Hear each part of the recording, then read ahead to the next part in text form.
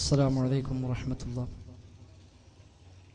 بسم الله الحمد لله اللهم صل على محمد وعلى آل محمد كما صليت على إبراهيم وعلى آل إبراهيم إنك حميد مجيد. اللهم بارك على محمد وعلى آل محمد كما باركت على إبراهيم وعلى آل إبراهيم إنك حميد مجيد.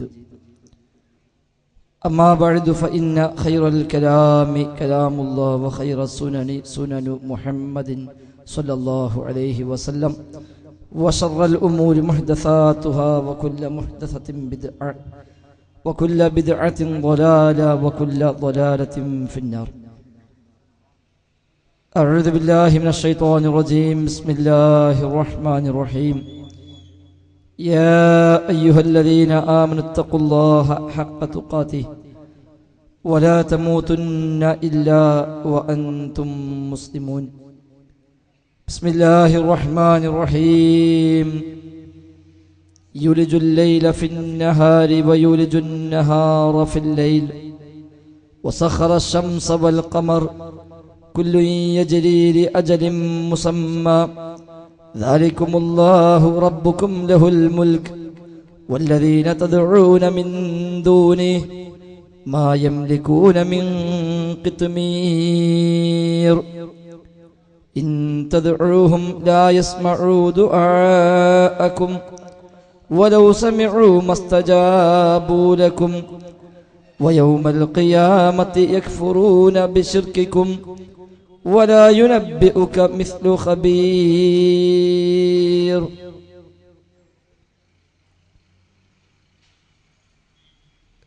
ബഹുമാന്യരായ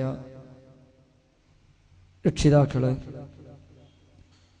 സഹോദരി സഹോദരന്മാരെ, സഹപ്രവർത്തകരെ, പ്രപഞ്ചനാഥനായ അല്ലാഹു സുബ്ഹാനഹു വ തആലയുടെ നിയമനിർദ്ദേശങ്ങൾ പരമാവധി പാലിക്കാൻ ശ്രമിച്ചുകൊണ്ട് മുത്തഖീങ്ങളും മുവഹിദുകളുമായി ജീവിക്കണേ എന്ന് പ്രത്യേകമായി ഓർമ്മപ്പെടുത്തുന്നു. റഹ്മാനായ റബ്ബ് സുബ്ഹാനഹു വ തആല ജീവിതാവസാനം വരെ തൗഹീദിൽ അടിയുറച്ചു നിന്ന് തഖ്വയിൽ അധിഷ്ഠിതമായി ശിർക്കിന്റെ നേരിയ ഒരംശം പോലും കടന്നുവരാതെ സൂക്ഷിച്ച് ജീവിച്ച് മരിക്കുവാനുള്ള തൗഫീഖ് നൽകി നമ്മയെല്ലാം അനുഗ്രഹിക്കുമാറാവട്ടെ.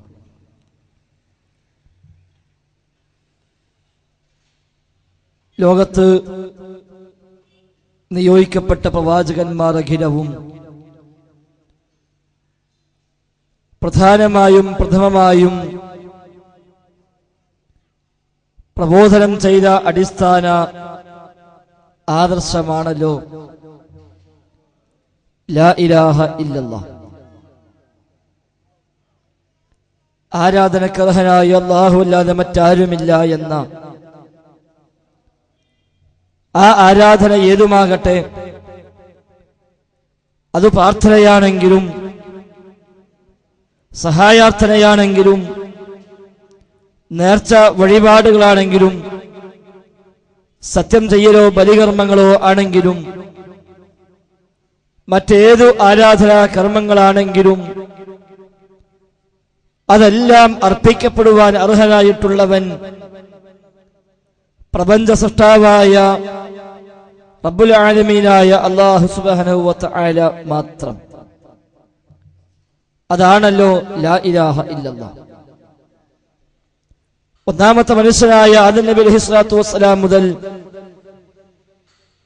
അവസാന മനുഷ്യൻ വരെ സ്വീകരിക്കാൻ ബാധ്യതപ്പെട്ട ആദർശമാണത്. ലോകത്തുള്ള മുഴുവൻ ജീവികളും റഹ്മാനായ റബ്ബിനെ പ്രകീർത്തിച്ചുകൊണ്ട് ആണ് കഴിഞ്ഞുകൂടുന്നത് എന്ന് വിശുദ്ധ ഖുർആൻ വ്യത്യസ്തമായ ശൈലികളിൽ പരിചയപ്പെടുത്തി. പക്ഷികളും മൃഗങ്ങളും സൂര്യചന്ദ്രന്മാരും മരങ്ങളും വള്ളികളും വരെ റഹ്മാനായ റബ്ബിനെ പ്രകീർത്തിക്കുന്നുവെന്നാണ് വിശുദ്ധ ഖുർആനിന്റെ അധ്യാപനം. വന്നജ്മു വസ്സജറു യസ്ജുദാൻ, വള്ളികളും മരങ്ങളുമെല്ലാം റഹ്മാനായ റബ്ബിന് സുജൂദ് ചെയ്തുകൊണ്ടിരിക്കുന്നു, സാഷ്ടാംഗം ചെയ്യുന്നുവെന്ന് സൂറത്തുർ റഹ്മാനിൽ അല്ലാഹു തആല പരിചയപ്പെടുത്തി. ആ സുജൂദ് എങ്ങനെയാണ്, ആ സാഷ്ടാംഗം എങ്ങനെയാണ്, അല്ലാഹു അഅലം, നമുക്കത് പറയാനാവില്ല. അതേപോലെ പക്ഷികളും മൃഗങ്ങളും പോലും റഹ്മാനായ റബ്ബിനെ പ്രകീർത്തിക്കുന്നുവെന്നും എന്നാൽ ആ തസ്ബീഹ് എങ്ങനെയാണ്, എന്താണ് എന്ന് നമുക്ക് ഗ്രഹിക്കാനാവില്ല എന്നുമാണല്ലോ വിശുദ്ധ ഖുർആനിന്റെ തന്നെ വിശദീകരണം. പർവ്വതങ്ങളെ കുറിച്ച് പോലും പറയുമ്പോൾ വിശുദ്ധ ഖുർആൻ പഠിപ്പിച്ചത് ലൗ അൻസൽനാ ഹാദൽ ഖുർആൻ അലാ ജബലിൻ ലറഅയ്ത ഖാശിയൻ മുതസദ്ദിഅൻ മിൻ ഖശ്യത്തില്ലാഹ്.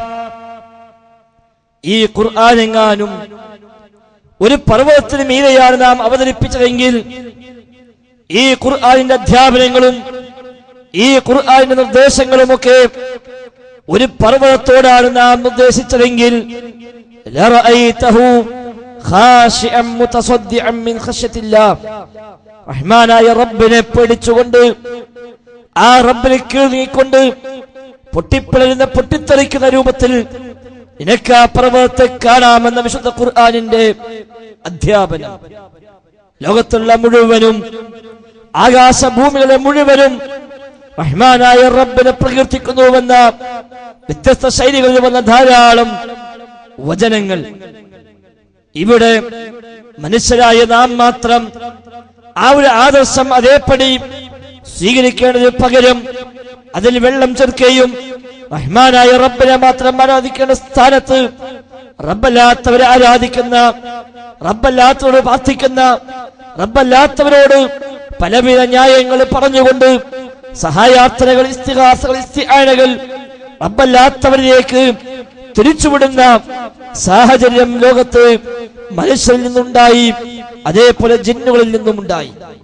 ഈ രണ്ട് സമൂഹമാണ് സ്വാതന്ത്ര്യം നൽകപ്പെട്ടവർ. നമുക്കറിയാം, അല്ലാഹുവിന്റെ കൽപ്പനകൾ പാലിക്കാനും പാലിക്കാതിരിക്കുവാനുമുള്ള സ്വാതന്ത്ര്യം മനുഷ്യർക്കുണ്ട്, ജിന്നുകൾക്കുണ്ട്. ബാക്കിയെല്ലാം റഹ്മാനായ റബ്ബിന്റെ നിർദ്ദേശങ്ങളെ അതേപടി സ്വീകരിച്ചുകൊണ്ട് ആ റബ്ബിന് കീഴ്പ്പെട്ടുകൊണ്ട് അവര് പോകുന്നത്. ആകാശഭൂമികളുടെയും ആദർശം അല്ലാഹു തആല പറഞ്ഞുവല്ലോ, ഖാലതാ അതൈനാ ത്വാഇഈൻ. റഹ്മാനായ റബ്ബിന്റെ കൽപ്പനക്ക് സ്വമേധയാ കീഴ്പ്പെട്ട് സ്വമേധയാ ഏറ്റെടുക്കാൻ, സ്വീകരിക്കാൻ, അംഗീകരിക്കാൻ തയ്യാറായി ഞങ്ങളിതാ വന്നിരിക്കുന്നു റബ്ബേ എന്ന് ആകാശഭൂമികൾ പ്രഖ്യാപിച്ചുവെന്ന് വിശുദ്ധ ഖുർആൻ നമ്മെ പഠിപ്പിക്കുന്നുണ്ട്. എന്നാൽ മനുഷ്യർ അതിൽ നിന്ന് തെറ്റി.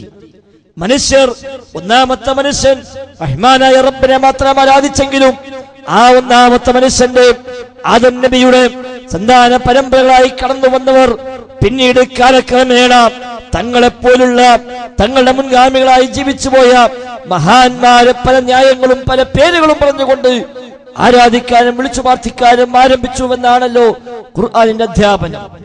ഇബ്നു അബ്ബാസ് റളിയല്ലാഹു അൻഹു എന്ന പ്രഗൽഭനായ സ്വഹാബി, റഈസുൽ മുഫസ്സിരീൻ, വിശുദ്ധ ഖുർആന്റെ വ്യാഖ്യാതാക്കളുടെ നേതാവ്, ഈ സമുദായത്തിലെ ഏറ്റവും വലിയ വിജ്ഞാന സാഗരം, ബഹറുൽ ഉമ്മ, ഹിബ്റുൽ ഉമ്മ എന്നെല്ലാം വിശേഷിപ്പിക്കപ്പെടുന്ന ഇബ്നു അബ്ബാസ് റളിയല്ലാഹു അൻഹു അദ്ദേഹം പറഞ്ഞു, ആദം നബി സ്വല്ലല്ലാഹു അലൈഹി വസല്ലമിന്റെയും നൂഹ് നബിയുടെയും ഇടയിൽ 10 തലമുറകളാണ് ഉണ്ടായിരുന്നത്, അല്ലെങ്കിൽ 10 നൂറ്റാണ്ടുകൾ. കാന ബൈന ആദമ വ നൂഹിൻ 10 ഖുറൂൻ. ആദമിന്റെയും നൂഹിന്റെയും ഇടയിൽ അലൈഹിമസ്സലാം 10 തലമുറകൾ അല്ലെങ്കിൽ 10 നൂറ്റാണ്ടുകൾ ഉണ്ടായിരുന്നു. കുല്ലുഹും അലൽ ഹഖി, അവരെല്ലാം ഹഖിലായിരുന്നു, ശരിയായ ആദർശത്തിലായിരുന്നു, ചില റിപ്പോർട്ട് പ്രകാരം കുല്ലുഹും അല തൗഹീദ്, അവരെല്ലാം തൗഹീദിലായിരുന്നു. ആ 10 തലമുറകൾ, ആ 10 നൂറ്റാണ്ടുകൾ അത് നബി സല്ലല്ലാഹു അലൈഹി വസല്ലമിന്റെ ആദർശം സ്വീകരിച്ചുകൊണ്ട് റഹ്മാനായ റബ്ബിനോട് മാത്രം പ്രാർത്ഥിച്ച് ആ റബ്ബിനെ മാത്രം ആരാധിച്ച് ജീവിതത്തിലെ പ്രശ്നങ്ങളും പ്രയാസങ്ങളും പ്രതിസന്ധികളും എല്ലാം ആ റഹ്മാനായ റബ്ബിന്റെ മുമ്പിൽ മാത്രം സമർപ്പിച്ചുകൊണ്ട് അല്ലാഹുവിലേക്ക് തവക്കുലാക്കി അല്ലാഹുവിനെ മാത്രം രക്ഷകനായി കണ്ട് ജീവിച്ചു പോന്ന 10 തലമുറകൾ പിന്നീട് അങ്ങോട്ട് മെല്ലെ മെല്ലെ മെല്ലെ മെല്ലെ വഴിമാറാൻ ആരംഭിച്ചു. നമുക്കറിയാമല്ലോ, ചരിത്രം വിശദീകരിക്കേണ്ട കാര്യമില്ല. തങ്ങളുടെ കഴിഞ്ഞ തലമുറകളിൽ ജീവിച്ചു പോയ വദ്, സുവാഅ്, യഗൂസ്, യഊഖ്, നസ്ർ പോലെയുള്ള മഹാന്മാരായ ആളുകൾ അവർ മരിക്കുകയും അവരുമായി ബന്ധപ്പെട്ട സ്മരണകൾ അവരിൽ ബാക്കിയാവുകയും ആ സ്മരണകൾ പിന്നീട് വഴിമാറി അത് ആരാധനയിലേക്ക് എത്തിപ്പെടുകയും ചെയ്തുവെന്നാണല്ലോ ഖുർആനിന്റെ ആയത്തുകളെ, പ്രവാചക വചനങ്ങളെ വ്യാഖ്യാനിച്ച പണ്ഡിതന്മാരെല്ലാം രേഖപ്പെടുത്തി വെച്ചത്. ആദ്യം ഈ മഹാന്മാരെ ഓർക്കാൻ പൈശാചികമായ ചില ബോധനങ്ങൾ അവർക്ക് ലഭിച്ചു. ആ ഓർമ്മ പിന്നീട് അത് അതിര് വിട്ടു. ആ ആദരവ് ആരാധനയ്ക്ക് വഴിമാറി അവസാനം ആ മഹാന്മാരുടെ വിഗ്രഹങ്ങൾ സ്ഥാപിക്കപ്പെട്ടു. ആ വിഗ്രഹങ്ങളുടെ മുമ്പിൽ വെച്ച് ഈ മഹാന്മാരോട് തേടുന്ന, ഈ മഹാന്മാരോട് പ്രാർത്ഥിക്കുന്ന, ഈ മഹാന്മാരോട് സഹായം അർത്ഥിക്കുന്ന സാഹചര്യത്തിലേക്ക് അവർ മാറി. ഒരാളോ രണ്ടാളോ മൂന്നാളോ നാലാളോ അല്ല, ആ നാട് മുഴുക്കയും ആ തലമുറ മുഴുക്കയും തങ്ങളുടെ ശരിയായ പാരമ്പര്യം കളഞ്ഞു കുളിച്ചുകൊണ്ട് തങ്ങളുടെ ഒന്നാമത്തെ പിതാവിന്റെ, ഒന്നാമത്തെ നബിയുടെ ആദർശം കളഞ്ഞു കുളിച്ചുകൊണ്ട് റഹ്മാനായ റബ്ബിനെതിരായി റബ്ബല്ലാത്തവരെ ആരാധിക്കുന്ന, റബ്ബല്ലാത്തവരെ പ്രാർത്ഥിക്കുന്ന റഹ്മാനായ റബ്ബിനെ കുറിച്ചുള്ള ബോധം നഷ്ടപ്പെട്ട സമൂഹമായി അവർ അധപതിച്ചു. നിയോഗിക്കപ്പെട്ട നൂഹ് നബി അലൈഹിസ്സലാത്തു വസ്സലാം ചോദിച്ച ചോദ്യമുണ്ടല്ലോ, വിശുദ്ധ ഖുർആൻ സൂറത്തുൻ നൂഹിൽ നമുക്കത് കാണാം. മാലക്കും ലാ തർജൂന ലില്ലാഹി വഖാറാ, മാലക്കും സമൂഹമേ നിങ്ങൾക്ക് എന്തു പറ്റി? ലാ തർജൂന ലില്ലാഹി വഖാറാ, എന്തേ നിങ്ങൾ അല്ലാഹുവിന് ഒരു ഗാംഭീര്യം കാണുന്നില്ല? റഹ്മാനായ റബ്ബിന്റെ കാര്യത്തിന് ഒരു ഗൗരവവും ഒരു ഗാംഭീര്യവും എന്തേ നിങ്ങൾ നൽകുന്നില്ല? എന്ത് സംഭവിച്ചു നിങ്ങൾക്ക്? അതുകൊണ്ട് അല്ലാഹുവിനെ മാത്രം ആരാധിക്കണേ. യാ ഖൗമി ഇബ്ദുല്ലാഹ് മാ ലക്കും മിൻ ഇലാഹിൻ ഗൈറു, എന്റെ സമൂഹമേ നിങ്ങൾ അല്ലാഹുവിനെ ആരാധിക്കുക, അവനെ മാത്രം ആരാധിക്കുക. മാ ലക്കും മിൻ ഇലാഹിൻ ഗൈറു, അവനല്ലാത്തൊരു ആരാധ്യൻ നിങ്ങൾക്കില്ല. അതുകൊണ്ട് ഈ പറയുന്ന വദ്ദോ, സുവാഅ്, യഗൂസോ, യഊഖോ, നസ്റോ അടക്കമുള്ളവരാരും തന്നെ ആരാധിക്കപ്പെടേണ്ടവർ അല്ല, പ്രാർത്ഥിക്കപ്പെടേണ്ടവർ അല്ല, സഹായമർത്ഥിക്കപ്പെടേണ്ടവർ അല്ല. സഹായമർത്ഥിക്കപ്പെടേണ്ടവൻ, പ്രാർത്ഥിക്കപ്പെടേണ്ടവൻ, സങ്കടങ്ങൾ ബോധിപ്പിക്കപ്പെടേണ്ടവൻ റഹ്മാനായ റബ്ബ് സുബ്ഹാനഹു വ തആല മാത്രമാണെന്ന നൂഹ് നബിയുടെ ആ അധ്യാപനം പക്ഷേ ചെവിക്കൊള്ളാൻ അധികമൊന്നും ആളുകൾ തയ്യാറായില്ല. ചരിത്രം നമുക്കറിയാം. ഏതാനും ആളുകൾ വിശ്വസിച്ചു, അവർ രക്ഷപ്പെട്ടു, അല്ലാത്തവർ നശിപ്പിക്കപ്പെട്ടു. ആ ആളുകളെ പിന്മുറക്കാർ വീണ്ടും ഇതേ സാഹചര്യത്തിൽ തന്നെ വഴിമാറി സഞ്ചരിച്ചു. വീണ്ടും മഹാന്മാർ ആരാധിക്കപ്പെട്ടു. കാലക്രമേണ ലോകത്ത് പലരും ആരാധിക്കപ്പെടുന്ന സാഹചര്യമുണ്ടായി. കല്ലുകൾ ആരാധിക്കപ്പെട്ടു, മരങ്ങൾ ആരാധിക്കപ്പെട്ടു, മലക്കുകൾ ആരാധിക്കപ്പെട്ടു, ജിന്നുകൾ ആരാധിക്കപ്പെട്ടു, മനുഷ്യർ ആരാധിക്കപ്പെട്ടു. അതേപോലെ തങ്ങൾക്ക് കൗതുകമായി കാണുന്ന പലതിനെയും ആരാധിക്കുന്ന, പലതിനോടും പ്രാർത്ഥിക്കുന്ന സാഹചര്യങ്ങൾ പോലും ലോകത്ത് വ്യാപകമായി ഉണ്ടായി. ഇന്നും ലോകത്തിന്റെ സാഹചര്യം മറിച്ചല്ല. ഇന്നും മനുഷ്യകുലം അല്ലാഹു സുബ്ഹാനഹു വ തആല നൽകുന്ന എല്ലാ അനുഗ്രഹങ്ങളും അനുഭവിച്ചുകൊണ്ട് ജീവിക്കുന്ന മനുഷ്യ സമൂഹം, സൂര്യനും ചന്ദ്രനും അതിൽ നിന്ന് ലഭിക്കുന്ന, അതിൽ നിന്നുണ്ടാകുന്ന ഈ പ്രകാശവും വെളിച്ചവും അതേപോലെ മറ്റ് സൗകര്യങ്ങളും അതെല്ലാം ഉപയോഗപ്പെടുത്തുന്ന, റഹ്മാനായ റബ്ബ് സംവിധാനിച്ച വായു ശ്വസിക്കുന്ന, റഹ്മാനായ റബ്ബ് ഇറക്കുന്ന വെള്ളം കുടിക്കുന്ന, റഹ്മാനായ റബ്ബ് ഉൽപാദിപ്പിക്കുന്ന, കൃഷിയിൽ നിന്ന് ഉപജീവന മാർഗം കണ്ടെത്തുന്ന റഹ്മാനായ റബ്ബിന്റെ എണ്ണിയാലൊടുങ്ങാത്ത നിഅമത്തുകളെ ഓരോ സെക്കൻഡിലും അനുഭവിച്ചു കൊണ്ടിരിക്കുന്ന, അത് വിശുദ്ധ ഖുർആൻ സൂറത്തുൽ ലുഖ്മാനിൽ പഠിപ്പിച്ചുവല്ലോ. അവന്റെ നിഅമത്തുകളെ അവൻ നിങ്ങൾക്ക് ചൊരിഞ്ഞു തന്നു. ലാഹിറതൻ വ ബാത്തിന, പ്രത്യക്ഷമായും പരോക്ഷമായും അവന്റെ നിഅമത്തുകളെ, അവന്റെ അനുഗ്രഹങ്ങളെ അവൻ ചൊരിഞ്ഞു തന്നു. എത്രത്തോളം എന്ന് വെച്ചാൽ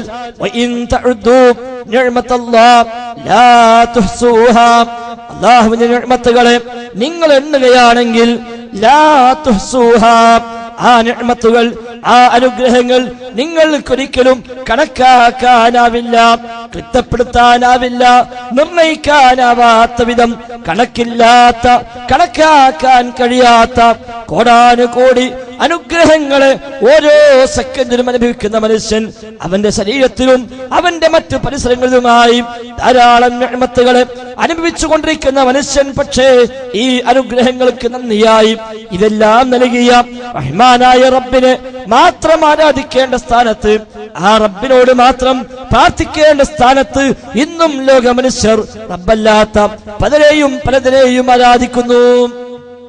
ലോകവ്യാപകമായി മനുഷ്യർ ഇന്നും അങ്ങനെയാണ്. കല്ലുകൾ ആരാധിക്കപ്പെടുന്ന നാട്ടിലാണ് നാം ജീവിക്കുന്നത്. അതിൽ ജാതിമത വ്യത്യാസമില്ല, ജാതിമത വ്യത്യാസമില്ല. ഹൈന്ദവർ വിഗ്രഹം വെച്ച് ആ വിഗ്രഹങ്ങളെ പൂജിക്കുകയും ആ വിഗ്രഹങ്ങളെ മുമ്പിൽ ചെന്ന് നമിക്കുകയും അവിടെ പോയി ബലിയർക്കുകയും അവിടെ പോയി പ്രാർത്ഥിക്കുകയും അവിടെ പോയി സങ്കടം പറയുകയും ചെയ്യുമ്പോൾ ആ വിഗ്രഹത്തിനു പിന്നിൽ ഒരു മഹാന്, ഒരു അവതാരകനെ അവർ കാണുന്നുവെങ്കിൽ അവന്റെ കൈ പിടിച്ച് സ്നേഹത്തോടുകൂടി, സുഹൃത്തെ ഇത് നീ ചെയ്യല്ല, ഇതേറ്റവും വലിയ ധിക്കാരമാണ്, ഇത് നന്ദികേടാണ്, നിന്റെ പ്രാർത്ഥന, നിന്റെ തേട്ടങ്ങള്, നിന്റെ ഈ വക ആരാധനാ കർമ്മങ്ങള്, നിന്നെ പടച്ച, ഈ വിഗ്രഹത്തെ പടച്ച, ഈ ലോകത്തെ പടച്ച, ആകാശഭൂമികളെ സൃഷ്ടിച്ച ഈ ലോകത്തിന്റെ സൃഷ്ടാവാരാണോ, നിന്റെ സൃഷ്ടാവാരാണോ, ആ സൃഷ്ടാവിനോട് ആകാവൂ എന്ന് പറഞ്ഞു കൊടുക്കേണ്ട മുസ്ലിമീങ്ങൾ അവരുമതാ കല്ലുകൾ നാട്ടിവെച്ച്, കല്ലുകൾ കമഴ്ത്തി വെച്ച്, ജാറമുണ്ടാക്കി വെച്ച് അവിടെയെല്ലാം പോയി തേടുന്നത് നമ്മൾ കാണുന്നു. അങ്ങനെയാണല്ലോ മുസ്ലിമീങ്ങൾക്ക് ഒരു നാട്ടുകല്ലുണ്ടായത്. മുസ്ലിമീങ്ങൾക്ക് ഒരു നാട്ടുകല്ലുണ്ടായത് എങ്ങനെ? പ്രമാണം പഠിപ്പിച്ചതാണോ? അല്ല. ആദം നബിയുടെ പാരമ്പര്യമാണോ? അല്ല. അംബിയാഇന്റെ പാരമ്പര്യമാണോ? ഒരിക്കലുമല്ല. ആ പാരമ്പര്യത്തിൽ നാട്ടിവെച്ച കല്ലില്ല, കിടത്തിവെച്ച കല്ലില്ല, കുത്തിവെച്ച കല്ലില്ല, ഒരൊറ്റ പടപ്പും ആരാധിക്കപ്പെടുന്നില്ല ആ പ്രമാണങ്ങളിൽ. പക്ഷേ മുസ്ലിമീങ്ങൾക്ക് ഒരു നാട്ടുകല്ലുണ്ടായി. പോകുന്ന വാഹനങ്ങൾ നിർത്തി പണമെറിയാൻ, പോകുന്ന വഴിക്കൊന്ന് കയറി സങ്കടം പറയാൻ, പോകുന്ന വഴിക്കൊന്ന് ചെന്ന് തന്നെ സംരക്ഷിക്കാൻ ആവശ്യപ്പെടാൻ, തന്റെ പ്രശ്നങ്ങളും പ്രയാസങ്ങളും ഇറക്കി വെക്കാൻ ഒരു ഇടത്താവളമുണ്ടായി യാത്രക്കാരായ ആളുകൾക്ക്. പെരിന്തൽമണ്ണയിൽ നിന്ന് മണ്ണാർക്കാട്ടേക്കോ പാലക്കാട്ടേക്കോ യാത്ര പോകുന്ന മനുഷ്യന് ഒരു ഇടത്താവളം, ഒന്ന് ഇറങ്ങി ചെന്ന് ഒന്ന് സങ്കടം പറഞ്ഞ് ഒന്ന് തൊട്ടുമുത്തി ഒന്ന് പണമെറിഞ്ഞ് അവിടെ പോയി ഒന്ന് പ്രാർത്ഥിച്ചു പോന്നാൽ ബാക്കിയുള്ളത് അവർ നോക്കുമെന്ന്. ആ കല്ലോ അല്ലെങ്കിൽ ആ കല്ല് ആരുടെ പേരിലാണോ സ്ഥാപിക്കപ്പെട്ടത് ആ മഹാനായ മനുഷ്യനോ തന്നെ കാക്കുമെന്ന ഒരു ധാരണ എന്തായിരുന്നാലും അതിനു പിന്നിൽ ഉണ്ടായി വന്നല്ലോ. കല്ലുകൾ ആരാധിക്കപ്പെടുന്നു, മരങ്ങൾ ആരാധിക്കപ്പെടുന്നു. ഹൈന്ദവർ മാത്രമല്ല, ക്രൈസ്തവർ മാത്രമല്ല, മുസ്ലിം സമുദായത്തിലും മരങ്ങൾ ആരാധിക്കപ്പെടുന്നു. ഒരു മഹാൻ ഇരുന്നുവെന്ന് പറയപ്പെടുന്ന ഒരു മരത്തണൽ പിന്നീട് അത് പ്രത്യേകമായ ബറക്കത്തുള്ള മരമായി പരിചയപ്പെടുത്തപ്പെടുന്നു. പല മരങ്ങളും അങ്ങനെ പൂജിക്കപ്പെടുന്ന, പല മരങ്ങളും അങ്ങനെ സവിശേഷമായി കൽപ്പിക്കപ്പെടുന്ന സാഹചര്യം മുസ്ലിം ഉമ്മത്തിൽ എത്രയാളുണ്ടായത്. ഏതെല്ലാം സ്ഥലങ്ങളിൽ, ഏതെല്ലാം പ്രദേശങ്ങളിൽ പല ജാറങ്ങളുമായി ബന്ധപ്പെട്ട്, പല മഹാന്മാരുമായി ബന്ധപ്പെട്ട് സവിശേഷ കൽപ്പിക്കപ്പെടുന്ന മരങ്ങളുണ്ടായി.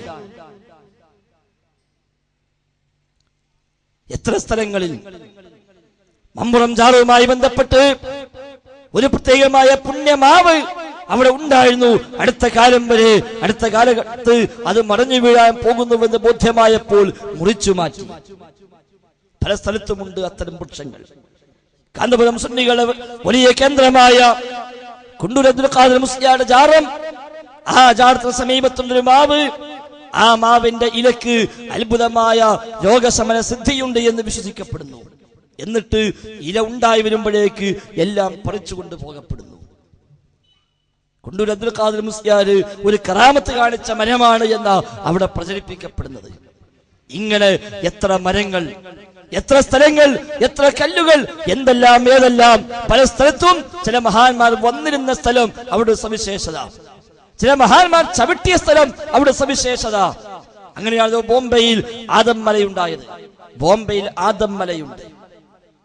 എന്താ ആദം മലയ്ക്ക് പ്രത്യേകത? എല്ലാ മതക്കാരും അവിടെ പുണ്യമലയായി കാണുന്നു. എന്തേ കാരണം? ആ മലയുടെ മുകൾ ഭാഗത്ത് ഒരു കാൽപാദമുണ്ട്, വേറൊന്നുമല്ല, ഒരു കാൽപാദമുണ്ട് ആ മലയുടെ മുകളിൽ. ക്രിസ്ത്യാനികൾ പറയുന്നു സെന്റ് തോമസ് പുണ്യവാളന്റെ കാൽപാദമാണ്, അതുകൊണ്ട് ഈ മല സവിശേഷത കൽപ്പിക്കപ്പെടേണ്ട മലയാണെന്ന് പറഞ്ഞ് ക്രിസ്ത്യാനികൾ അവിടെ വന്ന് പ്രത്യേകമായ പൂജകൾ ചെയ്തുകൊണ്ടിരിക്കുന്നു. ഹൈന്ദവർ പറയുന്നു ഇത് ശിവന്റെ കാൽപാദമാണ്, അതുകൊണ്ട് അവർ ശിവപാദമെന്നും ശിവമല എന്നുമൊക്കെ ആ മലയ്ക്ക് പേരിട്ടുകൊണ്ട് ഹൈന്ദവർ അങ്ങോട്ട് തീർത്ഥാടനം നിർവഹിക്കുന്നു. ബുദ്ധമതക്കാര് പറയുന്നു ശ്രീബുദ്ധന്റെ കാൽപാദമാണിത്, അതുകൊണ്ട് അവർ ആ മലക്ക് ബുദ്ധമല എന്ന് പേരിടുകയും അവരും തങ്ങളുടെ തീർത്ഥാടന കേന്ദ്രങ്ങളുടെ കൂട്ടത്തിന് ആ മലയും അവരും സ്ഥാനം നൽകി ആദരിക്കുന്നു. മുസ്ലിമീങ്ങളും വരുന്നു ആ മലമുകളിലേക്ക്. എന്തിനാ വരുന്നത്? അവരുടെ വിശ്വാസം ആ കാൽപാദം ആദം നബിയുടെ കാൽപാദമാണ് എന്നാണ്. എന്നിട്ട് മലക്കവര് പേരിട്ടു ആദം മല. അവരും വരുന്നു. ആ മല കയറുന്നവർ ക്രൈസ്തവരുണ്ട്, ബുദ്ധന്മാരുണ്ട്, ഹൈന്ദവന്മാരുണ്ട്, മുസ്ലിം നാമധാരികളുണ്ട്. മറ്റു 3 കൂട്ടരും പോകുമ്പോൾ സുഹൃത്തെ ഈ പോക്ക് ശരിയല്ല. ഇനി ഒരു വേള ശിവന്റെ കാലടിയാണെങ്കിലും, ഇനി സെന്റ് തോമസ് പുണ്യവാളന്റെ കാലടിയാണെങ്കിലും, ശ്രീബുദ്ധന്റെ കാലടിയാണെങ്കിലും അവരൊക്കെ ചവിട്ടിയ എന്ന ഒറ്റ കാരണത്താൽ ഒരു മലയെ പൂജിക്കുന്ന, ഒരു മലയെ പുണ്യമായി കാണുന്ന, ആ മലയെ ആരാധിക്കുന്ന, ആ മലയിൽ പോയി തീർത്ഥാടനം നിർവഹിക്കാമെന്ന് വിശ്വസിക്കുന്ന ഈ രീതി ശരിയല്ല എന്ന് പറയാനാണ് മുസ്ലിമീങ്ങൾ കയറി ചെല്ലേണ്ടത്. പക്ഷേ മുസ്ലിമീങ്ങളും കയറിയതോ തങ്ങളുടെയും ഒരു മഹാൻ ചവിട്ടി എന്ന പേരും പറഞ്ഞിട്ട്. മനുഷ്യന്റെ കൃത്യമായ വഴികേട് നാം ഇവിടെ കാണുകയാണ്. കൃത്യമായ വഴികേട് ഇവിടെ കാണുന്നു. മലക്കുകളെ ആരാധിക്കുന്ന, മലക്കോട് പ്രാർത്ഥിക്കുന്ന, മലക്കളിൽ നിന്ന് കാര്യസാധ്യത്തിനായി തേടുന്ന സാഹചര്യം മുസ്ലിം ഉമ്മത്തിലുണ്ട്, അല്ലാത്ത മതങ്ങളിലുമുണ്ട്. ക്രൈസ്തവ വിശ്വാസങ്ങളിൽ മാലാഖമാർക്ക് പ്രത്യേകമായ സ്ഥാനമുണ്ട്. നാം അങ്ങോട്ട് പോകുന്നില്ല. മുസ്ലിമീങ്ങളിലുമുണ്ട്. തമിഴ്നാട്ടിൽ കാണാം മീക്കായിൽ പള്ളി. തമിഴ്നാട്ടിലെ കായൽപട്ടണത്തൊരു പള്ളിയുണ്ട്. പള്ളിക്ക് പേരെന്താ? മീക്കായിൽ പള്ളി എന്ന. എന്താ പ്രത്യേകത? ആ പള്ളിയിൽ മീക്കായിൽ വന്നിട്ടുണ്ട് എന്ന അവരുടെ വിശ്വാസം. മീക്കായിൽ വന്നിട്ടുണ്ട്. എന്തിനാ വന്നത്? ഖുതുബിയത്തുണ്ടാക്കിയ സദഖത്തുല്ലാഹിൽ കാഹിനി എന്ന മുസ്ലിയാര് അയാൾ ജീവിക്കുന്ന കാലത്ത് അയാളോട് ജനങ്ങൾ വന്ന് സങ്കടം പറഞ്ഞു, ഉസ്താദെ മഴയില്ലാതെ പ്രയാസപ്പെടുന്നു, നിങ്ങളൊന്ന് പ്രാർത്ഥിക്കണം. ഉസ്താദ് പറഞ്ഞു പ്രാർത്ഥിക്കുന്നില്ല, ഞാൻ തൽക്കാലം മീക്കായിലിനെ വിളിച്ച് കാര്യം പറയാം. അങ്ങനെ സദഖത്തുല്ലാഹിൽ കാഹിനി മീക്കായിലിനെ വിളിച്ചു. മീക്കായിൽ ഇറങ്ങി വന്നു. തമിഴ്നാട്ടിലെ കായൽപട്ടണത്തുള്ള കീഴക്കരയിലെ പള്ളിയിലേക്ക് മീക്കായിൽ വന്നുവെന്ന് ഇന്നും വിശ്വസിക്കുന്നു. അവർ എഴുതി പ്രചരിപ്പിക്കുന്നു, പ്രസംഗിച്ചു കൊണ്ട് നടക്കുന്നു. പള്ളിക്ക് ഇന്നും പേര് മസ്ജിദ് മീക്കായിൽ. അസുറിന് മീക്കായിൽ വന്നു. സദഖത്തുല്ലാഹിൽ കാഹിനിയെ കണ്ടു, ഒരുപാട് സംസാരിച്ചു, ചോദിച്ചു എന്തിനാണ് താങ്കൾ എന്നെ വിളിച്ചത്? എന്തിനാണ് എന്നെ വിളിച്ചത്? അപ്പൊ പറഞ്ഞു മഴ വേണം. മഴ വേണമെന്ന് ഈ സദഖത്തുല്ലാഹിൽ കാഹിനി എന്ന മുസ്ലിയാര് 312 കൊല്ലം മുമ്പ് മരിച്ചുപോയ, 318 കൊല്ലം മുമ്പ് മരിച്ചുപോയ സദഖത്തുല്ലാഹിൽ കാഹിനി എന്ന മുസ്ലിയാര് മീക്കായിനോട് പറഞ്ഞു അത്രേ, ഞങ്ങൾ നാട്ടിൽ മഴയില്ല. എന്തേ മഴയില്ലാത്തത്? അത് ചോദിക്കാൻ വേണ്ടി, ആ മഴ ആവശ്യപ്പെടാൻ വേണ്ടിയാണ് താങ്കളെ വിളിച്ചു വരുത്തിയത്. ഇവർ തമ്മിൽ ദീർഘമായി സംസാരിക്കുകയും അങ്ങനെ പിരിയാൻ സമയത്ത് എന്നാണ് മഴ ആവശ്യപ്പെട്ടു. ആ മഴ ലഭ്യമാവുകയും ചെയ്തു സദഖത്തുല്ലാഹിക്ക്. അങ്ങനെ ആ പള്ളി മീക്കായിൽ പള്ളി എന്നറിയപ്പെട്ടു. മീക്കായിൽ പള്ളി എന്നറിയപ്പെട്ടു. ഇന്നും 300 കൊല്ലം കഴിഞ്ഞെങ്കിലും അതൊരു പുണ്യസ്ഥലമായി, തീർത്ഥാടന കേന്ദ്രമായി, അവിടെ പോയി സിയാറത്ത് ചെയ്യപ്പെടേണ്ട സ്ഥലമായി മുസ്ലിമീങ്ങളിൽ അത് മുദ്ര കുത്തപ്പെട്ടു. ഒരു പക്ഷേ വല്ല ദർശനം ഉണ്ടായിട്ടുണ്ടാവാം പൈശാചികമായിട്ട്. മലക്കേന്ന് വിളിച്ചാലും ശൈഖേന്ന് വിളിച്ചാലും ജിന്നേന്ന് വിളിച്ചാലും അതിന്റെ പേരിൽ ഒരു ദർശനമുണ്ടായാൽ ആ ദർശനം പൈശാചികമായിരിക്കുമെന്നാണല്ലോ പ്രമാണങ്ങളിൽ നിന്ന് നമുക്ക് മനസ്സിലാക്കാൻ സാധിക്കുന്നത്. ആ വിശ്വാസം മുട്ടിയുറപ്പിക്കാൻ ആ ചാൻസ് ഒരു പക്ഷേ ശൈത്താൻ ഉപയോഗപ്പെടുത്തും. ചാൻസ് കിട്ടി അത് ഉപയോഗപ്പെടുത്തും. അതുകൊണ്ട് തന്നെ 300 കൊല്ലം പിന്നിട്ടിട്ടും ആ വിശ്വാസം ഇന്നും ലൈവായി നിലനിർത്താൻ സാധിക്കുന്നു. ഇങ്ങനെ പലരും ആരാധിക്കപ്പെടുന്ന, പലരെയും വിളിച്ചു തേടുന്ന, പലരോടും പ്രാർത്ഥിക്കുന്ന സാഹചര്യം മുസ്ലിം ഉമ്മത്തിൽ വ്യാപകമായി കടന്നു വന്നു. അതേപോലെ ജിന്നുകളെ വിളിച്ചു പ്രാർത്ഥിക്കുന്നവരും മുസ്ലിം ഉമ്മത്തിലുണ്ട്. ആരാ? സമസ്തക്കാർ തന്നെ ജിന്നുകളെ വിളിച്ച് അവർ തേടിക്കൊണ്ടിരിക്കുന്നു, പ്രാർത്ഥിച്ചുകൊണ്ടിരിക്കുന്നു. ജീവിതത്തിലെ പല ഘട്ടങ്ങളിലും അവർ ജിന്നുകളോട് സഹായം തേടിക്കൊണ്ടിരിക്കുന്നു. എവിടെയാ ഉള്ളത്? കുത്തുബിയ്യത്തിന് ഈ പറഞ്ഞ മീക്കായിനെ വിളിച്ചു വരുത്തി മഴ പെയ്യിപ്പിച്ചുവെന്ന് പ്രചരിപ്പിക്കപ്പെടുന്നത് ഏതൊരു മുസ്ലിയാരുടെ പേരിലാണോ അതേ മുസ്ലിയാർ തന്നെ ഉണ്ടാക്കിയ കുത്തുബിയ്യത്ത്. ആ കുത്തുബിയ്യത്തിന് സദഖത്തുല്ലാഹിൽ കാഹിരിയാണ് കുത്തുബിയ്യത്ത് ഉണ്ടാക്കിയത്. അതിൽ കാണാം, കുത്തുബിയ്യത്ത് ചൊല്ലുമ്പോൾ ആദ്യം ചെയ്യേണ്ട പണി എന്താ? ആദ്യം ചെയ്യേണ്ടത് ഒരു 10-15 അൽ ഫാത്തിഹ വിളിക്കണം. ആർക്ക് അൽ ഫാത്തിഹ? ഒന്നാമത് ഇലാ ഹദറത്ത് ഷഫീഇന മുഹമ്മദിൻ സ്വല്ലല്ലാഹു അലൈഹി വസല്ലം അൽ ഫാത്തിഹ. ഒന്നാമത്തെ ഫാത്തിഹ മുഹമ്മദ് നബിയുടെ ഹദ്റത്തിലേക്ക്. ثم إلى أرواح الأنبياء والمرسلين والصحابة والتابعين وتابع التابعين إلى يوم الدين. പിന്നെ അംബിയാക്കളുടെ അർവാഹിലേക്ക്, മുർസലീങ്ങളുടെ അർവാഹിലേക്ക്, സ്വഹാബത്തിലേക്ക്, താബിഈങ്ങളിലേക്ക്, ഖിയാമത്ത് വരെ അവരെ പിൻപറ്റുന്നവരുടെ റൂഹിലേക്ക് അൽ ഫാത്തിഹ. അത് കഴിഞ്ഞാൽ ثم إلى أرواح الأولياء والشهداء والصديقين والصالحين. ഔലിയാക്കള്, ശുഹദാക്കള്, സുദ്ദീഖീങ്ങള്, സ്വാലിഹീങ്ങള് അവരുടെ അർവാഹിലേക്ക്.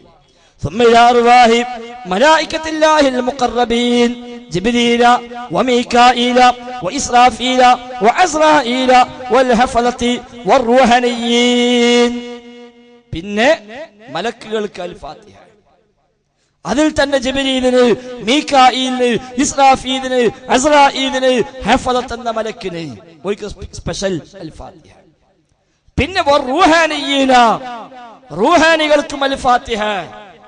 ആയ റൂഹാനികൾ അൽ മുഅക്കലീന ബിആലമൈ അൽ ഇൻസി വൽ ജിന്നി. ജിന്ന് ഇൻസ് ലോകം കാക്കാൻ ഏൽപ്പിക്കപ്പെട്ട റൂഹാനികൾ. ജിന്നുകളെയും ഇൻസുകളെയും പ്രശ്നങ്ങൾ മൊത്തം നോക്കാൻ, അവർക്ക് കാവൽ നൽകാൻ പ്രത്യേകമായി ഏൽപ്പിക്കപ്പെട്ട റൂഹാനികൾ. വകുബറാഇഹിം വറുഅസാഇഹിം. ആ റൂഹാനികളുടെ നേതാക്കന്മാർക്കും തലവന്മാർക്കും അൽ ഫാത്തിഹ. ആരാ തലവന്മാര്? മദ്ഹബ് വത്തംറയാൻ വഹസ്തശ്ലഹ്കൂസ് വഅഹ്മർ വസൗഗാൽ വകശ്കശ് ലൈഊസ് برقان وهدليات ونجسه لستوس ميمون صنعق شطل تشكوس وأبيل وشمهورس وزوبع. ഈ 15 ആളാണ് ജിന്ന് ഇൻസ് ലോകത്തിന്റെ മൊത്തം കാവൽക്കാര്. മനുഷ്യന്മാരെയും അതേപോലെ ജിന്നുകളെയും മൊത്തം കാക്കുന്ന, അവരെല്ലാം കാര്യങ്ങൾ ശ്രദ്ധിക്കുന്ന, ആ കാര്യത്തിൽ പ്രത്യേകമായി ഏൽപ്പിക്കപ്പെട്ട 15 ആളുകളാണ് ഈ പറയപ്പെട്ട 15 പേർ. ആരാവര്? ഒന്നുകൂടെ പറഞ്ഞ വിശേഷണം. الذين عاهدوا الله ونبيه سليمان عليه السلام بالطاعة العظيمة. സുലൈമാൻ നബിയോട് ബൈഅത്ത് ചെയ്ത, സുലൈമാൻ നബിയോട് കരാർ ചെയ്ത ജിന്ന് നേതാക്കന്മാരായ, മഹാന്മാരായ ജിന്നിൽപ്പെട്ട ഔലിയാക്കന്മാർ, ജിന്നിൽപ്പെട്ട നേതാക്കന്മാർ, അവരെ കുബറാ റുഅസാ, അതാണ് ഈ 15 ആള്. മദ്ഹബ്, തൊംറയാന്, ഹസ്തശ്ലഹ്കൂസ്, അതൊക്കെ ജിന്നാളെ പേരാ. അപ്പൊ ജിന്നാളെ പേരും അഡ്രസ്സും ഫോൺ നമ്പറും വരെ ഉള്ളത് സമസ്തക്കാരുടെ കയ്യിലാണ്. അവരാണ് ജിന്നുകളെ വിളിച്ച് തേടുന്നവർ, അവരാണ് ജിന്നുകൾക്ക് ഫാത്തിഹ കൊടുത്തയക്കുന്നവർ, എന്നിട്ട് അവരെ ഹഖ് ജാഹ് ബർക്കത്ത് കൊണ്ട് ഇങ്ങോട്ട് ചോദിക്കുന്നവർ. ഈ 15 ആളാണ് ഇൻസ് ജിന്ന് ലോകങ്ങളെ കാക്കാൻ ഏൽപ്പിക്കപ്പെട്ടവർ എന്ന് ഇവർ വിശ്വസിക്കുന്നു. ആ സാഹചര്യവും മുസ്ലിം സമൂഹത്തിൽ ഉണ്ടായി. റഹ്മാനായ റബ്ബിനെ മാത്രം ആരാധിക്കുക എന്നത് മാത്രം ഉണ്ടായില്ല. അല്ലാത്തതെല്ലാം യഥേഷ്ടം, എന്തിനേയും പൂജിക്കുന്ന, ആരെയും ആരാധിക്കുന്ന, എന്തൊരു കോലം ആര് കൊണ്ടുവന്നാലും അവിടെയെല്ലാം പ്രാർത്ഥനാ കരങ്ങളുമായി നിൽക്കുന്ന സാഹചര്യം മുസ്ലിം ഉമ്മത്തിലുണ്ടായി. അവിടെയാണ് മുജാഹിദ് പ്രസ്ഥാനത്തിന്റെ പ്രബോധന പ്രസക്തി. ആ സമൂഹത്തിലേക്ക് ഇറങ്ങി ജാതി മത വ്യത്യാസമില്ലാതെ മുഴുവൻ മനുഷ്യരോടുമായി മുജാഹിദുകൾ പറഞ്ഞു, യാ ഖൗമി ഉബ്ദുല്ലാഹ് മാ ലക്കും മിൻ ഇലാഹിൻ ഗൈറു. പ്രവാചകന്മാർ പറഞ്ഞ അതേ വചനത്തിന്റെ ആദർശം തന്നെ മുജാഹിദുകളും പറഞ്ഞു. സമൂഹമേ, ഉബ്ദുല്ലാഹ്, നിങ്ങൾ അല്ലാഹുവിനെ ആരാധിക്കണം. മാ ലക്കും മിൻ ഇലാഹിൻ ഗൈറു, അവനല്ലാത്തൊരു ആരാധ്യൻ നിങ്ങൾക്കില്ല. നമ്മുടെ നാട്ടിൽ സമസ്തക്കാരായ ആളുകൾ ഖുത്ബിയത്തിലൂടെ, റാത്തീബിലൂടെ, മാലയിലൂടെ, മൗലീദിലൂടെ, ജാറങ്ങളിലൂടെ, അല്ലാത്ത മറ്റു ഒരുപാട് സംരംഭങ്ങളിലൂടെ റബ്ബല്ലാത്തവരോട് പ്രാർത്ഥിക്കുകയും റബ്ബല്ലാത്തവരിലേക്ക് നേർച്ച വഴിപാടുകൾ സമർപ്പിക്കുകയും റബ്ബല്ലാത്തവരോട് സങ്കടം ബോധിപ്പിക്കുകയും റബ്ബല്ലാത്തവരോട് ഇസ്തിഗാസ ചെയ്യുകയും ചെയ്തപ്പോൾ അവരോടും മുജാഹിദ് പ്രസ്ഥാനം പറഞ്ഞു, റബ്ബിനോട് മാത്രമേ ഇതെല്ലാം സമർപ്പിക്കാവൂ. പ്രാർത്ഥന റബ്ബിനോട് മാത്രം, സഹായാർത്ഥന റബ്ബിനോട് മാത്രം. അപ്പൊ സമസ്തക്കാർ ചോദിച്ചു, എങ്കിൽ പിന്നെ നിങ്ങൾ എന്തിന് ഡോക്ടറെ പോയി കാണുന്നു? നിങ്ങൾ എന്തിന് ജീവിതത്തിൽ പല ആവശ്യങ്ങൾക്കും പലരെയും സമീപിക്കുന്നു?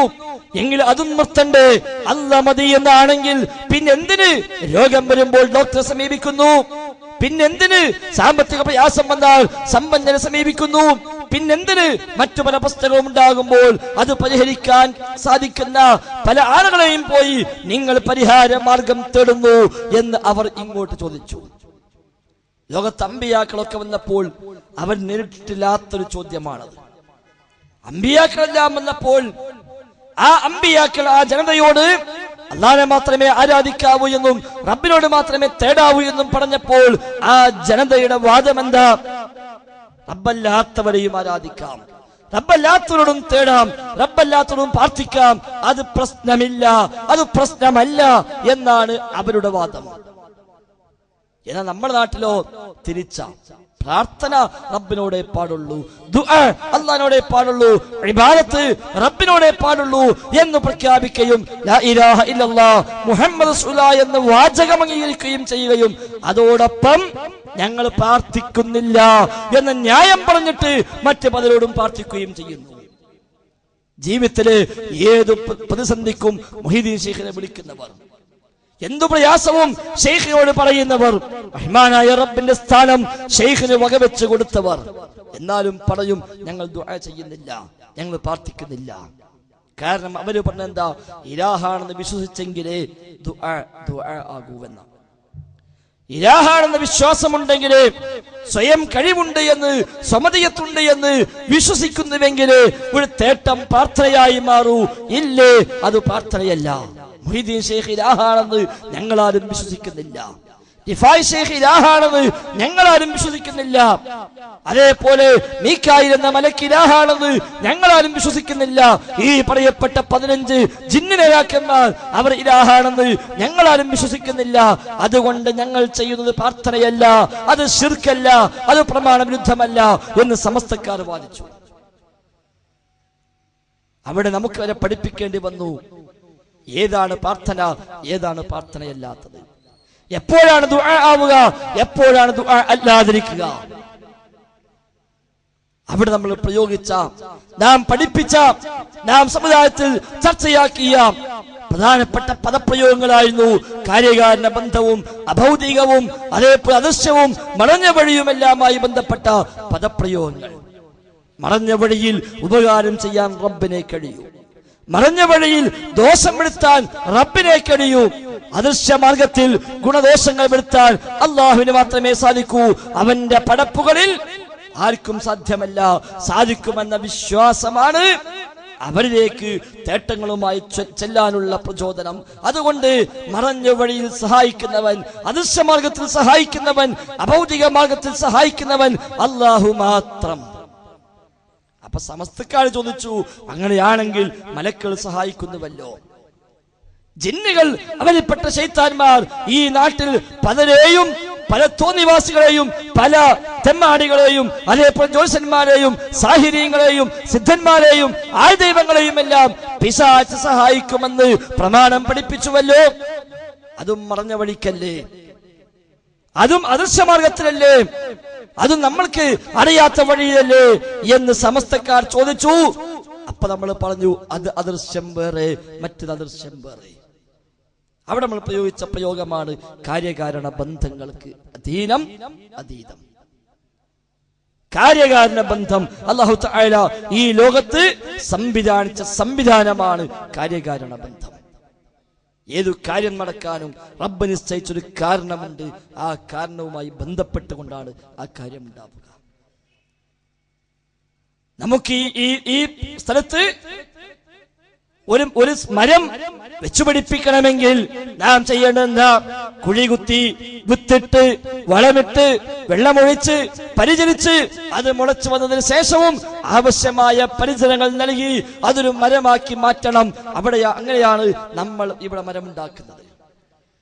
റഹ്മാനായ റബ്ബ് ഈ സ്ഥലത്ത് ഒരു മരം ഉണ്ടാക്കാൻ ഉദ്ദേശിച്ചാൽ ഈ പറയപ്പെട്ട സംവിധാനം ഒന്നും ആവശ്യമില്ല. ഇന്നമാ അംറുഹു ഇദാ അറാദ ശൈഅ അൻ യഖൂല ലഹു കുൻ ഫയകൂൻ.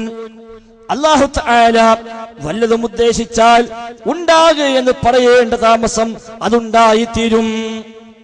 അതാണ് അദൃശ്യമാർഗം, അതാണ് മറഞ്ഞ മാർഗം, അതാണ് അഭൗതിക മാർഗം, അതാണ് കാര്യകാരണ ബന്ധങ്ങൾക്ക് അതീതമായ മാർഗം. ഈ മാർഗത്തിൽ ഇവിടെ വല്ലതും ചെയ്യാൻ മുഹീദ്ദീൻ ശൈഖിന് സാധിക്കുമെന്ന് വിശ്വസിക്കുന്നുവോ എങ്കിൽ ആ വിശ്വാസം ശിർക്ക്. ബദരീകൾക്കാകുമെന്ന് വിശ്വസിക്കുന്നുവോ എങ്കിൽ ആ വിശ്വാസം ശിർക്ക്. മരിച്ചുപോയ അമ്പിയാക്കൾക്കും ഔലിയാക്കൾക്കും സാധിക്കുമെന്ന് വിശ്വസിക്കുന്നുവോ എങ്കിൽ ആ വിശ്വാസം തന്നെ ശിർക്ക്. ജിന്നുകൾക്ക് സാധിക്കുമെന്ന്, മലക്കുകൾക്ക് സാധിക്കുമെന്ന് വിശ്വസിക്കുന്നുവോ എങ്കിൽ ആ വിശ്വാസം തന്നെ ശിർക്ക്. അപ്പൊ സമസ്തക്കാര് പറഞ്ഞു, അങ്ങനെയാണെങ്കിൽ ഞങ്ങൾ ചെയ്തു ശിർക്ക് തന്നെ. പക്ഷെ അങ്ങനെ ഞങ്ങൾ സമ്മതിക്കൂല. കാരണം ഒരു എഴുതിച്ചതെന്താ? മുഹീദ്ദീൻ മാലയിൽ മുഹീദ്ദീൻ ശൈഖിനെ കുറിച്ച് രേഖപ്പെടുത്തി വെച്ചു, എന്നുടയേകൽ ഉടയവൻ തന്റേകൽ ആകെന്ന് ഞാൻ ചൊല്ലുകിൽ ആകൂമതെന്നോവർ. എന്റെ ഏകല്, എന്റെ കൽപ്പന ഉടയവന്റെ കൽപ്പന തന്നെയാണ്. അതുകൊണ്ട് ആകെയെന്ന് ഞാൻ ചൊല്ലുകയാണെങ്കിൽ അതങ്ങനെ അങ്ങ് ആയിത്തീരും. മുഹീദ്ദീൻ മാല. റിഫാഴി മാലയിലോ, റിഫാഴി മാലയിൽ ഒരു പടി കൂടി കടന്നുകൊണ്ട് വല്ലൊരു വസ്തുവിനെ കുന്നെന്ന് ചൊല്ലുകിൽ ബിരികെ ഉരുവാകും എന്ന് പറഞ്ഞോവർ. വല്ല വസ്തുവിനോടും ശൈഖ് റിഫാഴി കുൻ എന്ന് പറഞ്ഞാൽ അത് ഉടനെ അങ്ങനെ ആയിത്തീരും, ഉണ്ടായിത്തീരും. ഉണ്ടാകെ കുൻ എന്ന് റിഫാഴി ശൈഖ് പറഞ്ഞാൽ മതി, അതുണ്ടാകും. അവിടെ കാര്യകാരണ ബന്ധങ്ങൾക്കപ്പുറം, ഭൗതികമായ സംവിധാനങ്ങൾക്കപ്പുറം, അഭൗതികമായ വഴിയിൽ റിഫാഈ ശൈഖിന് ഈ ലോകത്ത് ഇടപെടാൻ സാധിക്കുമെന്ന് ഈ മാല വിശ്വസിക്കുന്ന ഒരാൾക്ക് വിശ്വസിക്കേണ്ടി വരുന്നു. ആ വിശ്വാസം ശിർക്ക്. അല്ലാഹു തആല ഈ ലോകത്തെ മൊത്തം പരിചരിക്കുന്നു, ലോകം മൊത്തം സംരക്ഷിക്കുന്നു. എന്നാൽ നമ്മളായിരിക്കും ഒരാള് എന്റെ വീട്ടില് ഞാനാണ് പരിചരിക്കുന്നത്, എന്റെ വീട്ടിന്റെ സംരക്ഷകൻ ഞാനാണെന്ന് പറഞ്ഞാൽ അത് ശിർക്കാകുമോ? ഒരിക്കലുമില്ല. എന്തുകൊണ്ടില്ല? ഞാനാണ് എന്റെ വീട് സംരക്ഷിക്കുന്നതെന്ന് പറഞ്ഞാൽ അതിനർത്ഥം ആവശ്യമായ ഭക്ഷണവും പാനീയങ്ങളും മറ്റ് സൗകര്യങ്ങളും എല്ലാത്തിനുമുള്ള വകയുണ്ടാക്കി കൊണ്ടുപോയി കൊടുക്കുന്നവൻ ഞാനാണ് എന്ന അർത്ഥത്തിലാണല്ലോ. അത് ഭൗതിക സംവിധാനമാണ്, അത് കാര്യകാരണ ബന്ധമാണ്. അതാണ് തെളിഞ്ഞ വഴി, ദൃശ്യമാർഗം. റഹ്മാനായ റബ്ബാണ് എന്റെ വീടിന്റെ സംരക്ഷകൻ എന്ന് പറഞ്ഞാലോ തൗഹീദാണ്. ഏതർത്ഥത്തിലാത്? ഞങ്ങളാരും പണിക്കൊന്നും പോകലില്ല, രാവിലെയും ഉച്ചക്കും വൈകുന്നേരം അന്നങ്ങനെ ആകാശത്ത് നിന്ന് ഭക്ഷണം ഇറക്കി തരും, അങ്ങനെ തിന്നു കഴിഞ്ഞ് പ്ലേറ്റ് അവിടെ വെക്കും, കഴുകല് വരെ റബ്ബാണ് എന്നാണോ എങ്കിൽ അവൻ കാഫിറാണ്, അള്ളാനെ പരിഹസിക്കുകയാണ്, അള്ളാനെ പരിഹസിക്കുകയാണ്. മറിച്ച് റഹ്മാനായ റബ്ബാണ് എന്റെ വീടിന്റെ കാവൽ, അവനാണ് എന്റെ വീടിന്റെ സംരക്ഷകൻ എന്ന് പറഞ്ഞാൽ ഭൗതികമായ ഏർപ്പാടെല്ലാം ഞങ്ങൾ ചെയ്യുന്നു, അതിനപ്പുറമുള്ള സംരക്ഷണം റബ്ബിനെ ഏൽപ്പിക്കുന്നു. ആ റബ്ബാണ് അതിന്റെ സംരക്ഷകൻ. എന്നാൽ ക്രൈസ്തവർ പറയുന്നു യേശു ലോകരക്ഷകൻ, യേശു ലോകരക്ഷകൻ. ശിർക്കാണ് നമ്മൾ പറയുന്നു. എന്തുകൊണ്ട്? റഹ്മാനായ റബ്ബിന്റെ ഈ ഒരു വിശേഷത യേശുവിനെ വകവെച്ചു കൊടുക്കുന്നു. റിഫാഴി മാലി പറയുന്നു, അജബായി മൃഗം പറയുന്നു, ആലം നിലനിൽപ്പാതെങ്ങനെ ഖുദരേ. റിഫാഴി മാലയിൽ റിഫായി ശൈഖിന്റെ വഫാത്ത് പരാമർശിച്ചിട്ട് അടുത്ത വരി പറയാ, റിഫായി ശൈഖ് മരിച്ച വിവരം കേട്ടപ്പോൾ അജബായിക്കൊണ്ട് മൃഗങ്ങളും പക്ഷികളുമെല്ലാം പറഞ്ഞുപോയി, ആലം നിലനിൽപ്പതെങ്ങനെ ഖുദരേ. ഓ ഖോജ, താങ്കൾ മരിച്ചാൽ ഈ ലോകം എങ്ങനെയാ, ഈ ആലമ്, ഈ ലോകം പിന്നെ എങ്ങനെയാ നിലനിൽക്കുക എന്ന് പക്ഷികളും മൃഗങ്ങളും പറഞ്ഞു. ഈ ഒരു വിശേഷണം ഏതെങ്കിലും മനുഷ്യനുണ്ടെന്ന് വിശ്വസിച്ചാൽ, ഈ വിശേഷണം ഒരു മലക്കിനുണ്ടെന്ന് വിശ്വസിച്ചാൽ, ഈ വിശേഷണം ഒരു ജിന്നിനുണ്ടെന്ന് വിശ്വസിച്ചാൽ, അതാണ് അദൃശ്യമാർഗം, അതാണ് അഭൗതിക മാർഗം, അതാണ് കാര്യകാരണ ബന്ധങ്ങൾക്ക് അതീതം. ആ വിശ്വാസമുണ്ടോ എങ്കിൽ ശിർക്ക്. അപ്പൊ പിന്നെ മലക്കുകൾ സഹായിക്കുമെന്ന വിശ്വാസം ശിർക്കാകുന്നില്ല. ജിന്നുകളും ശൈത്താന്മാരും സാഹിര്യങ്ങളെയും ജ്യോത്സ്യന്മാരെയും അതേപോലെ മനുഷ്യദൈവങ്ങളായി ചമയുന്നവരെയും സിദ്ധന്മാരെയും ബീവിമാരെയും എല്ലാം പിശാച് സഹായിച്ചേക്കാം എന്നൊരാൾ വിശ്വസിച്ചാലോ ശിർക്ക് വരുന്നില്ല. എന്തുകൊണ്ട്? കാര്യകാരണ ബന്ധങ്ങൾക്കപ്പുറമായി, ഭൗതിക സംവിധാനങ്ങൾക്കപ്പുറമായുള്ള ഒരു സഹായം വകവെച്ചു കൊടുക്കുന്നില്ല. മറിച്ച് പിശാച് മനുഷ്യനെ വഴിതെറ്റിക്കാൻ ഇറങ്ങി തിരിച്ചവനാ. പിശാച് മനുഷ്യനെ നരകത്തിലേക്ക് എത്തിക്കാൻ വേണ്ടി ഇഹ്റാം കെട്ടി ഇറങ്ങിയവനാ. അതുകൊണ്ട് ഒരു മനുഷ്യന്റെ പരലോകം നശിപ്പിക്കാൻ, ഒരു മനുഷ്യന്റെ വിശ്വാസം തകർക്കാൻ, ഒരു മനുഷ്യനെ തൗഹീദ് ഇല്ലാതാക്കാൻ, ഒരു മനുഷ്യനെ കൊണ്ട് ശിർക്ക് ചെയ്യിക്കാൻ തനിക്ക് എന്തെല്ലാം ചെയ്യാനാകുമോ അതെല്ലാം അവൻ ചെയ്യാൻ ശ്രമിക്കും. മുന്നിലൂടെ ചെല്ലും, പിന്നിലൂടെ ചെല്ലും, ഇടതുഭാഗത്തൂടെ ചെല്ലും, വലതുഭാഗത്തൂടെ ചെല്ലും. അവന്റെ സമ്പത്തിലും അവന്റെ മറ്റു കാര്യങ്ങളുമെല്ലാം ഇടപെടാൻ ശ്രമിക്കും. അവന് ശാരീരികമായി പോലും ഉപദ്രവിക്കാൻ പറ്റുമോ എന്ന ശ്രമവും പറ്റുന്നിടത്ത് അത് ഉപയോഗപ്പെടുത്തലും വരെ അവൻ ചെയ്യും. ഇത് വിശ്വസിച്ചാലോ ശിർക്കാകുന്നില്ല.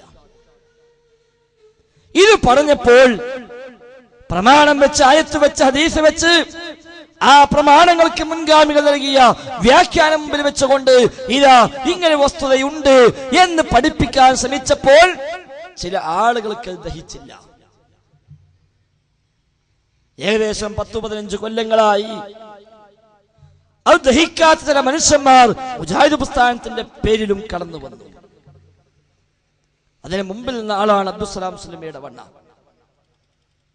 അയാൾ ചോദിച്ചു, അതെങ്ങനെയാ ജിന്നുകൾ മനുഷ്യന്മാരെ സഹായിച്ചേക്കാമെന്നോ, പിശാച് മനുഷ്യന്മാരെ സഹായിച്ചേക്കാമെന്നോ, ജ്യോത്സ്യന്മാരെയും സിദ്ധന്മാരെയും ആൾദൈവങ്ങളെയും എല്ലാം പിശാച് സഹായിക്കുമെന്നോ അതെങ്ങനെ വിശ്വസിക്കും? കാരണം എന്താ? അങ്ങനെ സഹായമുണ്ടെങ്കിൽ ആ സഹായം അദൃശ്യമാർഗത്തിലാണല്ലോ, നമുക്ക് കാണാനാവാത്ത വഴിയിലാണല്ലോ. അദൃശ്യമാർഗത്തിൽ സഹായിക്കുന്നവൻ അല്ലാഹു മാത്രമാണല്ലോ. എങ്കിൽ പിന്നെ ഇവനും സഹായിക്കുമെന്ന് വിശ്വസിക്കുമ്പോൾ റബ്ബിൽ പങ്കു ചേർക്കലായില്ലേ, ശിർക്കായില്ലേ? അതുകൊണ്ട് അങ്ങനെ വിശ്വസിക്കാനേ പാടില്ല എന്ന് അബ്ദുസ്സലാം സുല്ലമി പറയുകയും പ്രചരിപ്പിക്കുകയും എഴുതുകയും ചെയ്തു. അയാളുടെ പുസ്തകമാണ് തൗഹീദും നവയാഥാസ്ഥികരുടെ വ്യതിയാനവും എന്ന ഈ പുസ്തകം.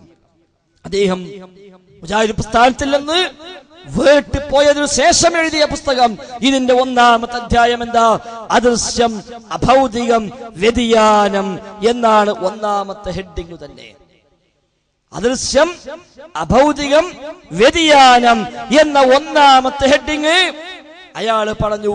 അദൃശ്യം എന്ന പദം, അഭൗതികം എന്ന പദം അത് KNM-കാർക്ക് മനസ്സിലായിട്ടില്ല. അവിടെ അവർക്ക് തെറ്റുപറ്റിയിരിക്കുന്നു. അതുകൊണ്ടാണ് മലക്കുകളെ സഹായിക്കാമെന്ന്, ജിന്നുകൾ സഹായിക്കാമെന്ന് അവരും വിശ്വസിക്കാൻ തയ്യാറാകുന്നത്. അതുകൊണ്ട് അവരെ തൗഹീദ് പൊളിഞ്ഞു. എന്നിട്ട് AP സുന്നികളുടെ സെൻസിംഗ് മാസികക്ക് അബ്ദുസ്സലാം സുല്ലമി അഭിമുഖം നൽകി. ആ അഭിമുഖത്തിൽ അയാൾ പറഞ്ഞു, മൗലവി വിഭാഗം ശിർക്കിലേക്ക്, അവർ മുസ്ലിക്കായി പോയി. ആരാ മൗലവി വിഭാഗം? ബഹുമാന്യനായ AP അബ്ദുൽ ഖാദർ മൗലവി നേതൃത്വം നൽകുന്ന KNM. അത് ഒന്നടങ്കം ശിർക്കിലകപ്പെട്ടു. എന്താ അബ്ദുസ്സലാം സ്വലമി കാരണം പറഞ്ഞത്? അവർ സിഹിറിന് യാഥാർത്ഥ്യമുണ്ടെന്ന് പറയുന്നു. അഥവാ സിഹിറിൽ പൈശാചിക സഹായമുണ്ടായേക്കാമെന്ന് അവര് പറയുന്നു, ജിന്നുബാധയുണ്ടാകാമെന്ന് പറയുന്നു. അതുകൊണ്ട് അവർ ശിർക്കിലാണ്. കാരണം അദൃശ്യ മാർഗത്തിൽ റബ്ബല്ലാത്തവരുടെ സഹായവും ഉപദ്രവവും ഉണ്ടാകാമെന്നാണല്ലോ അവരുടെ വിശ്വാസം. അതിനാൽ അവർ മൊത്തം ശിർക്കിൽ. ഇതിന്റെ ഫസ്റ്റ് പാരഗ്രാഫിൽ അയാൾ എഴുതി, മലക്കുകൾക്കും ജിന്നുകൾക്കും നമ്മെ സഹായിക്കുവാൻ സാധിക്കുമെന്ന് വല്ലവനും വിശ്വസിച്ചാൽ അവന്റെ വിശ്വാസത്തിൽ ശിർക്കും കുഫറും സംഭവിക്കുന്നു. ജിന്നുകൾക്കും മലക്കുകൾക്കും നമ്മെ സഹായിക്കുവാൻ സാധിക്കുമെന്ന് വല്ലവനും വിശ്വസിച്ചാൽ ആ വിശ്വാസം തന്നെ ശിർക്ക്, ആ വിശ്വാസം തന്നെ കുഫർ. അതുകൊണ്ട് ഈ വിശ്വാസം KNM-കാർക്കുണ്ടല്ലോ, അതിനാൽ KNM-കാർ മൊത്തം ശിർക്കിലകപ്പെട്ടു പോയി. അപ്പൊ നമ്മൾ നിരത്തി പഴയ കാലത്ത് എഴുതിയത് അങ്ങനെ വായിച്ചു കൊടുത്തു. ഇത് അമാനി മൗലവി എഴുതിയിട്ടുണ്ടല്ലോ. അമാനി മൗലവി ഖുർആൻ പരിഭാഷയിൽ സിഹറുമായി ബന്ധപ്പെട്ട് വിശദമായി വിശദീകരിച്ചുവല്ലോ. അവിടെ പൈശാചിക ഉപദ്രവങ്ങളെ അമാനി മൗലവി രേഖപ്പെടുത്തിയല്ലോ. അമാനി മൗലവിയുടെ തന്നെ ഇസ്ലാമിക ജീവിതം എന്ന പുസ്തകത്തിലും അവസാന അധ്യായം വിവിധ വിഷയങ്ങൾ എന്ന അധ്യായത്തിന് വിശദമായി സിഹറിൽ സംഭവിക്കുന്ന എന്ത്, കണ്ണേറിൽ സംഭവിക്കുന്ന എന്ത്, പൈശാചിക ഉപദ്രവം എങ്ങനെ, പൈശാചിക സഹായങ്ങൾ ആർക്കെല്ലാം പിശാച് നൽകുന്നു, ഏതെല്ലാം വിധത്തിൽ നൽകുന്നു എന്ന് അമാനി മൗലവി എഴുതിയിട്ടുണ്ടല്ലോ. കാണിച്ചു കൊടുത്തു അബ്ദുസ്സലാം സുലമിക്ക്. ഡോക്ടർ ഉസ്മാൻ സാഹിബ് മനുഷ്യന്റെ യഥാർത്ഥ ശത്രു എന്ന ഈ പുസ്തകത്തിന് പേജുകളോളം അത് വിശദമായി വിശദീകരിച്ചു. മദ്യപിക്കുന്നവന്, വ്യഭിചരിക്കുന്നവന്, മുസ്താവിന്, മുച്ചീട്ട് കളിക്കാരന്, ശിർക്ക് ചെയ്യുന്നവന്, ശിർക്ക് പ്രചരിപ്പിക്കുന്നവന്, സ്വയം ദൈവമായി രംഗത്ത് വരുന്നവന്, സിദ്ധന്മാർക്ക്, ബീവിമാർക്ക്, തങ്ങന്മാർക്ക് എല്ലാം ശൈത്താൻ നൽകുന്ന ചില ആസ്വാദങ്ങൾ, ശൈത്താൻ നൽകുന്ന ചില സഹായങ്ങൾ, ശൈത്താൻ ലഭിക്കുന്ന ചില ഇസ്തിംദാഉകൾ, പരസ്പര ഇടപാടുകൾ ഡോക്ടർ ഉസ്മാൻ സാഹിബ് വിശദമായി ഈ പുസ്തകത്തിൽ രേഖപ്പെടുത്തി വെച്ചു. ഇതൊക്കെ എടുക്കുകയും ഇതെല്ലാം എഴുതി വെച്ചത് ആയത്തിന്റെയും ഹദീസിന്റെയും അടിസ്ഥാനത്തിൽ തന്നെയാണ് സ്ഥാപിക്കുകയും സ്വഹീഹായ ധാരാളം ഹദീസുകളെ ഇമാം ബുഖാരിയും ഇമാം മുസ്ലിമും അടക്കമുള്ളവർ തന്നെ ഉദ്ധരിച്ച ധാരാളം ഹദീസുകൾ എടുത്തു കാണിച്ചു കൊടുത്തുകൊണ്ടില്ല. ഈ ഹദീസുകളെല്ലാം ഇങ്ങനെ വന്നിട്ടുണ്ട്. അതുകൊണ്ട് ഇതൊരിക്കലും ശിർക്കല്ല, ഇത് അന്ധവിശ്വാസമല്ല എന്ന് അവരെ ബോധ്യപ്പെടുത്താൻ മുജാഹിദുകൾ പരിശ്രമിച്ചു. പക്ഷേ കഴിഞ്ഞ 10 കൊല്ലം കൊണ്ട് അബ്ദുസ്സലാം സുലമിയും അയാളുടെ അനുയായികളും ഈ 10 കൊല്ലം കൊണ്ട് വ്യാപകമായി പ്രചരിപ്പിച്ചു. നമ്മളെല്ലാം അന്ധവിശ്വാസത്തിലേക്ക് പോകുന്നു. സിഹിറുണ്ട് എന്നാ ഇപ്പൊ പറയുന്നത്, കണ്ണേറുണ്ട് എന്നാ ഇപ്പൊ പറയുന്നത്, അതിന് മന്ത്രിക്കണമെന്നാ പറയുന്നത്, ജിന്നു ബാധയുണ്ടെന്നാ പറയുന്നത്. ഇതൊരിക്കലും